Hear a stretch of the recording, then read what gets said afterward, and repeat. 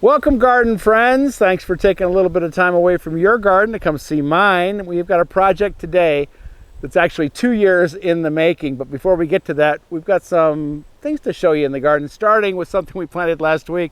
This is our thriller in our container, and it's not looking too thrilling. I'm gonna leave it here, give it another week, see how it does, but this is part of gardening. You know, there's successes and failures.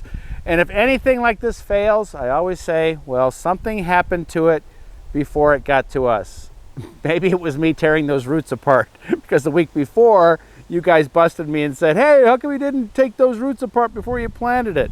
So we'll see how it does. We can always replace the thriller. Another thing I want to show you are those containers that we planted maybe 2-3 weeks ago. You know, a late planting of coleus and those great sweet potato vines. Look at how this turned out, and I think I might be the only person who loves coleus flowers. You've got a plant here that's chartreuse and maroon, and then you've got these beautiful purple flowers. It's cool. And in the garden, I hope you're picking tomatoes. We are. Check these out. They're called chocolate sprinkles, and man, they are wonderful. Let's take a look at a few more things in the garden, then we'll get to work. What's heavenly? Well, check this plant out. I've never grown one before, and it was a gift from a gardening friend. It's called a pineapple lily, and man, is that a beauty. Now, this can't stay out when things get cold. We were going to take this inside, put it into dormancy, maybe put it on the windowsill. The other thing that's been doing good for me this year are these summer pansies. I usually have pansies planted in the shade, and about this time of the year, they just give up.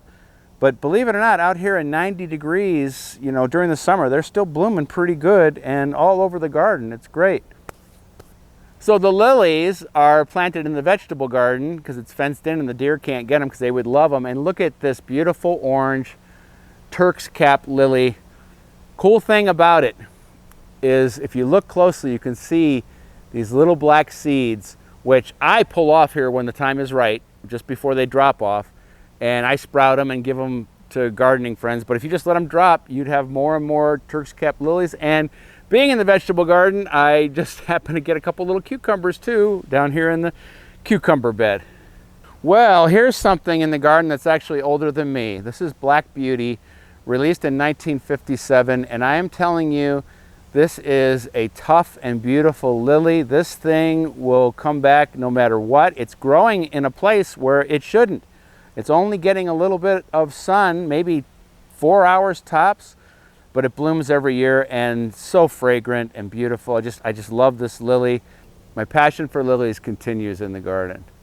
I grow figs for my wife. For our 25th anniversary, we took a trip to Italy and met up with her cousin who we hadn't seen in 26 years. And he grew all these figs looking out at the Mediterranean Ocean, 7 shades of blue. And every year I kind of say like, why am I doing this? It's such a pain because this tree has to be buried at the end of the season, then we bring it back up. But this year it's just filled with figs. And if you want to know how to grow figs, just go to dougoster.com. My friend Stephen Biggs, who I interviewed, is the fig whisperer, lives up in Toronto. If he can grow figs, you can grow figs too. And I can't wait to pick these and give them to my wife.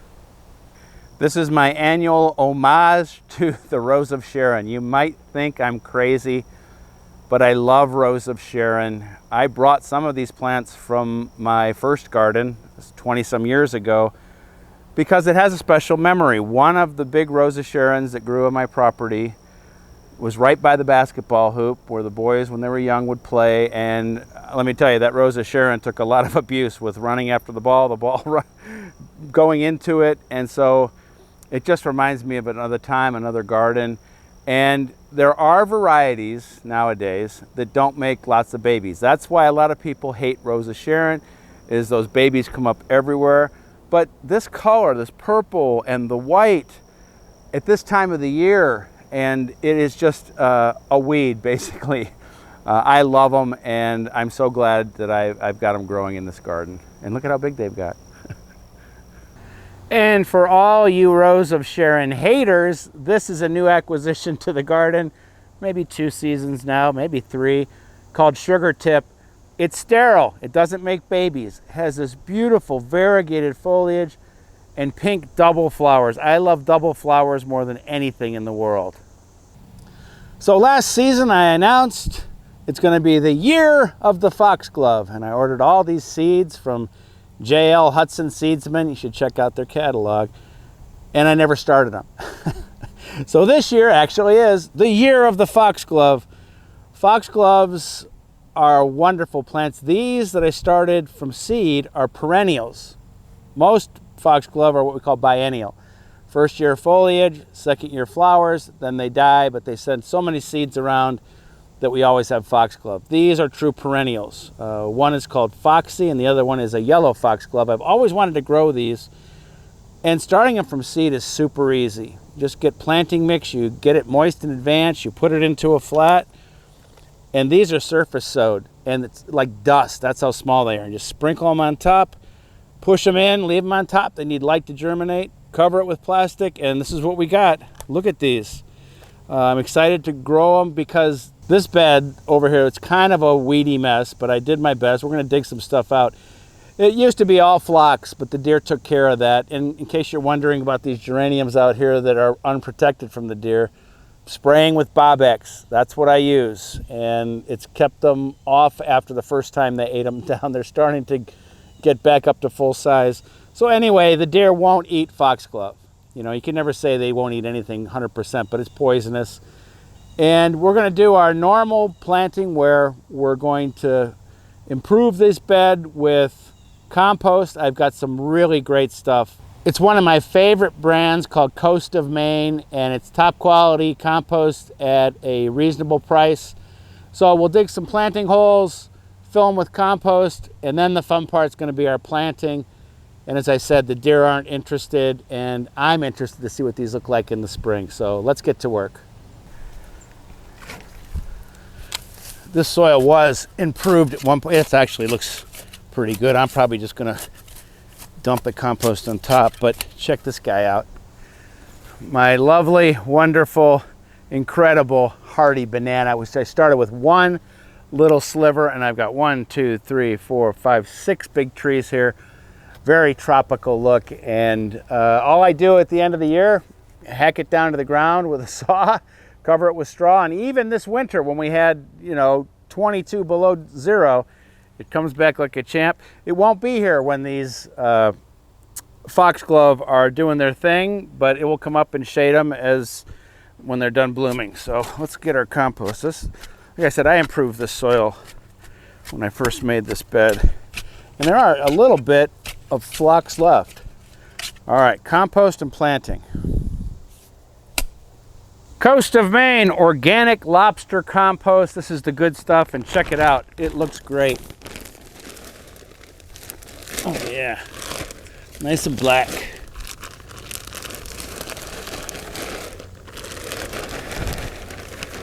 Okay, man, that stuff looks good. I think we're ready to plant. That's the fun part. I'm most excited about this yellow foxglove, so let's start there. I'll be interested to see how the roots look. Ha-ha! Look at that, absolutely perfect. Yeah, baby. Growing in this nice compost. Oh, it's gonna have a great start. Planting is always the most fun part of the job. And as soon as we get these in, we'll put water on these. I got another bed to plant too, and I'm obviously gonna have to find some other spots because I've got lots and lots of foxglove. Foxglove is tough as nails. I've never grown perennial foxglove though, so I've always longed for this yellow one, and I'm very excited to see these roots doing so well. Whenever you start something from seed, it's always a exciting thing to tell people when they come to the garden and they see this yellow foxglove blooming. You're saying, oh, well, I started it from seed. Okay, let's see, there's another one. Like we talked, there are successes and failures always in the garden, and I'm so happy that these seeds made it. Started them early in the spring and then transplanted them up. They're actually sitting in a 6-inch pot for about 3 months until I split them up probably a month ago, and they just took off. This is why foxglove good plant for me to put in the garden. It doesn't take much maintenance. I'll mulch these eventually too, but I want to get them started, let them do their thing.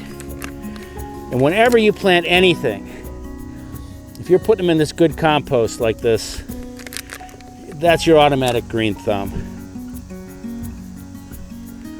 Yeah, all right, water.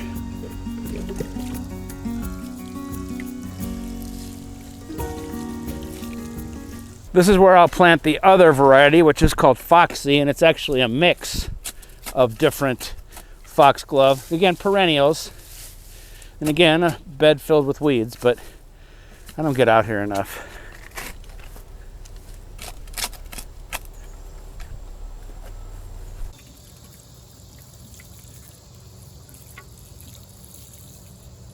Now it's time for Talking Trees from the Davey Tree Expert Company. I'm joined again by Rob Kruljac. He's an assistant district manager at the Pittsburgh North office for the Davey Tree Expert Company, and your text to me said we were talking about fines, F-I-N-E-S. Right. It made more sense when I made it vines. Vines on trees. Yes, okay, right. Vines on trees. Voice to text. I wasn't sure what the fine was for having a vine. So I'm just guessing vines are going to be a bad thing when we're talking about trees. Generally speaking, yes.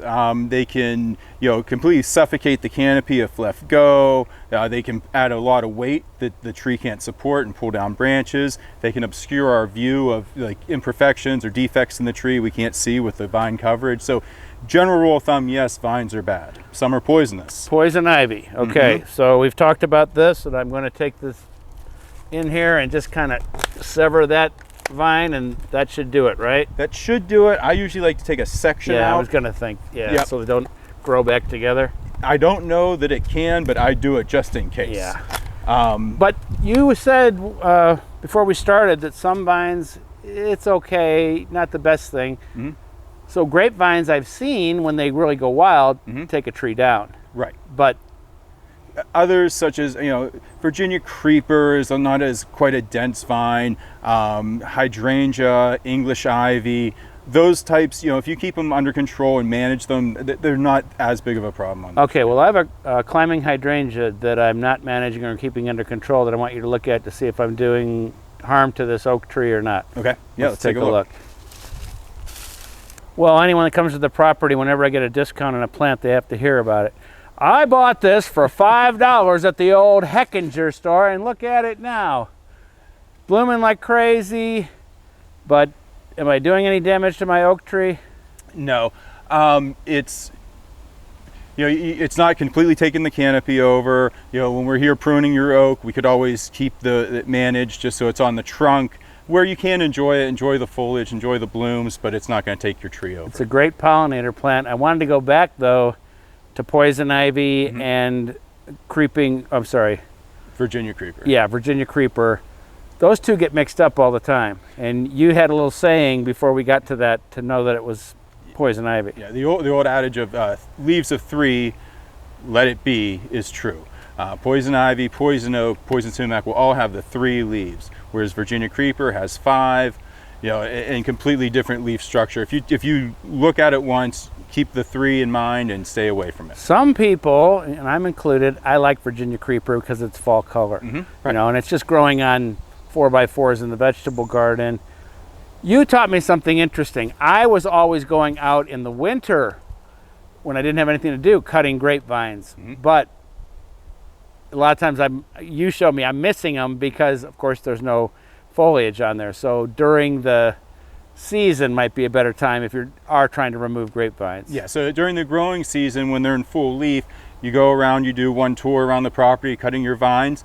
Give it a day or two, especially in the heat, you'll see those leaves wilt up, and if you see a plant or a vine that still looks healthy, you missed one somewhere. The other thing with the poison ivy is, remember, even though you cut it now, the oils can be on it for the rest of the season through the winter. So don't just go right in there after you cut it and try to remove it. Let nature just take care of it. Oh, now you tell me. Yeah, now would be a good time to wash well, it. Yeah, now I'm great good here. All right, thanks as always. No problem. For more information about everything we talked about today, go to dougoster.com, and I'd appreciate it if you'd like, comment, and subscribe. Looks like I started too many seeds, but I'll find a spot for them. Do what I'm doing. Keep planting. Until next week, we'll see you then.